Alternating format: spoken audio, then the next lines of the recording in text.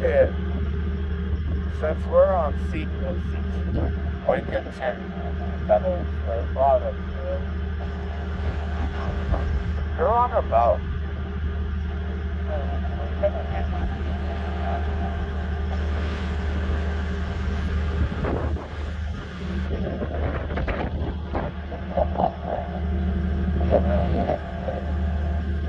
I got my phone.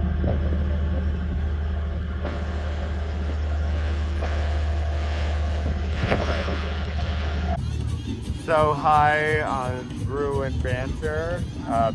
Want to marry for love or for money? For love? Why do you want to marry for love? ¿Eh? Porque tú quieres estar por amor, or why do you want to? Vale más, el amor vale más que todo. Okay. Hi, so today I'm brewing Banter. Wicked Part 2 comes out very soon. Tune in and find out. And I'm here with my friend Victor, and I am asking him the question, will you marry someone for money or for love? Money. Money? Yeah. Okay. Like, But you have your own money. yeah, I can pay my bills and everything, but it's just like, I don't know, I feel more safe with money. It's more like nice. And what would happen if you would find someone that loves you? Wow. I was not waiting for this question. Like, to be honest, I don't even fucking know. Like, I'm probably gonna like, hey, let's have a fun, let's have a moment. Because like, there's one thing in my mind. Love is forever. So I'm gonna like have a great time with this person, but then it's gonna be over. It doesn't matter if it's gonna be like long years or like, I don't know, but it's gonna be over once. So yeah, let's enjoy the moment and then like, well, bye. And it's an untold true story of the Witches of Oz. Tune in to Wicked Part 2. Do you find love or do you find money? It's a tale of Elphaba and Galinda, but they're best friends, loving like. Wow. For money or love, I choose love over money. You know why? Because it's genuine Okay. and it's real. I don't want nobody's money. Okay. No, I'm a So, I can handle myself. So love over money. Love over money. All right. All right.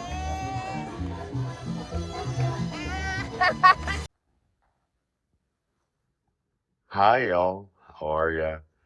So, this upcoming episode took me a little bit of time to just kind of process with everything going on in the world. And I wanted to make it important and not, um, it's not about pop culture, really. There's Superman, of course, which everyone loves, which I already predicted. And I'm happy that everyone's going to go see it. Yeah, uh, tune in to find out. Subscribe, like, continue watching. Love and light. So, hi, welcome to Brew and Banter, and today we're talking about marrying for money or for love. So, So my answer would be, I would go to a location where there's a lot of people, maybe with some wealth, and then I would marry for love. I believe that I would marry for love because money will never give you the feeling that love does. Oh, good answer. Good answer. Why would you say that? Love is very important. It's very, very important. But the other thing that's important is making a good life for yourself and making a good life for your future family. So that's my why. I already said my why. Right. You're He said his piece. I'm good. You're just going to be in love forever? Nope, it's fun. Copy that one. That sounds amazing. It sounds like you have a retriever. Exactly. So I am. All right. Well, thank you and have a great night. Shabbat Shalom. Hi. Welcome to Brew and Banter. This is an intro. This upcoming weekend's episode is going to be kind of cool because I'm interviewing just random individuals off the street and some Broadway artists that you might recognize. Um, and the real question is, do you choose, do you marry for love or for money? And where do you find the compromise? Also, Wicked 2 now, Fantastic Four premiere, and yeah, love and light. Hi, Shalom. Welcome to the next episode of Brew and Banter. This week's theme is actually really heavily focused on a topic that I find interesting. Do you marry someone for love or for money? And today we have Gilbert here that is going to opine. So Gilbert, say hi. And Hi, everyone. As I do and a very sort of British way. yes, you're the queen. Exactly. Yeah. Would you marry for love or money? So when you asked originally, I said, of course you marry for love because yeah, you want the person with whom you're going to be in a relationship, a long-term relationship, to be that you want to be a love match and all that. But I think that given the state of the world these days, where Gen Xers, millennials, Gen Alpha, they can't afford houses, the I think we're even situation on. is pretty. I think we're on Well, I Gen. guess I think we're on Beta. I Gen. like. I don't even know what the generations are anymore. Someone asked me what my generation was once, and I said the Oregon Trail generation because it's a micro generation. Like that works. It's all made up anyway. And so I originally thought, yeah, of course you marry for love. But then when I was thinking about it and the state of the world being what it is, I think marrying for money might not be a bad idea because, and here's my rationale and here's my justification, you can learn to love someone, and while you may not necessarily be entirely happy all the time, not being broke makes misery a lot easier. There was a Instagram video that went viral of this 79-year-old lady, and someone asked her the question, and she said, "Well, when I was 22, I married for love. Then he died. And then after that, I just decided I want to marry someone that has a yacht because even if they're boring, I can buy headphones and I can be on a yacht."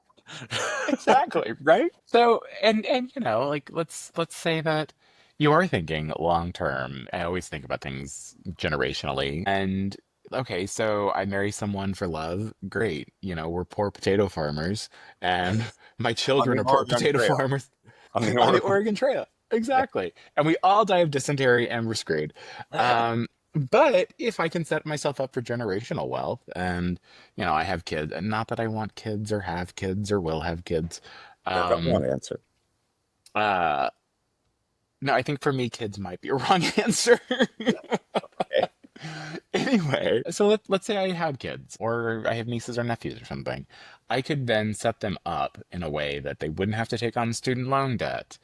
So I marry someone who's got more money than, as rich as Croesus, and I could say, okay, great. I can endow a trust for you so that you don't have to take on student loan debt. You can buy your first house or have a down payment for your first house.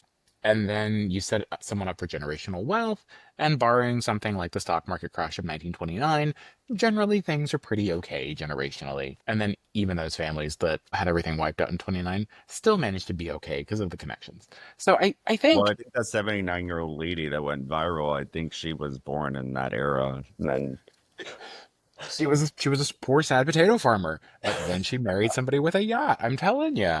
well, that wasn't until after her first husband died. So the potato farmer led to the yacht, and I'm here for it.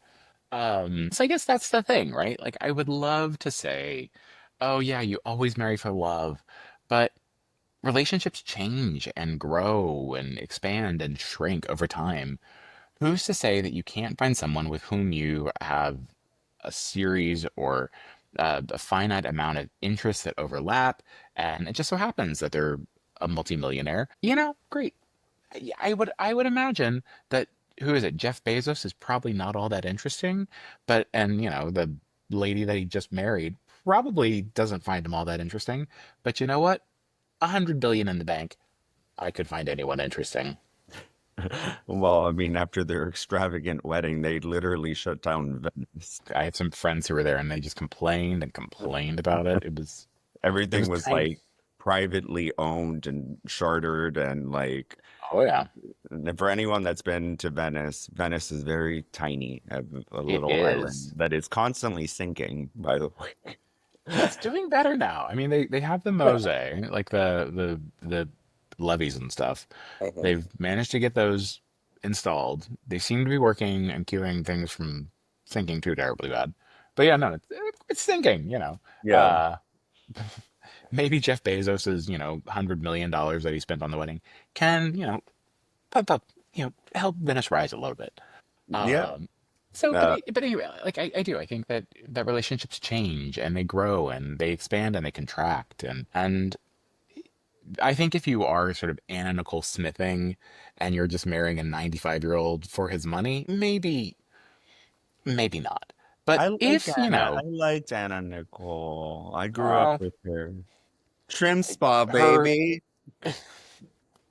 I think that I remember reading like one of the cases that was litigated about her estate with the child, and like it was wacky. I don't remember the Oh, specifics of it, but I just yeah. remember it being like so funny in law school. So, but anyway, so I think that it all goes into the calculus when you were trying to decide who you want to marry, who you are interested in, and I hate to say it, I would probably rather someone who has earning potential. Maybe they're not a millionaire now, but they're smart enough and hardworking enough that they could be a millionaire at some point, versus someone who just wants to sit on the sofa and eat potato chips all day. And so Well, we don't back to the want to be potatoes and potato farmer. the potato farmer. The Well, potato chips come from the potato farmer. um, well, thank you for your time. And I do want to at least mention that, there's this big trend of sequels, which I guess it can kind of tie in, with Bezos, because this is his second wife. It So, is. everyone loves a sequel or a reboot. I don't know what is I the think she's better. probably a sequel, not a reboot. Wow. No, she's probably a reboot now that I think about it, seeing as how she's the new version with the new cast. Yes. So anyway, so go see I Know What You Did Last Summer, and then also coming up soon, Freakier Friday. That will be coming up with Lindsay Lohan and Jamie Lee Curtis. They did their world premiere this past Thursday, and they will be here in New York on Monday. So Nice. I think they're finishing up Mexico City right now. But LA. stay tuned to find out more about sequels and reboots. And I don't know, maybe you want to be a reboot instead of a sequel. I think it depends. It's such a law answer. It depends. All right. Thank you so much for your time, Gilbert. Always. Talk soon. All right. Bye. Bye.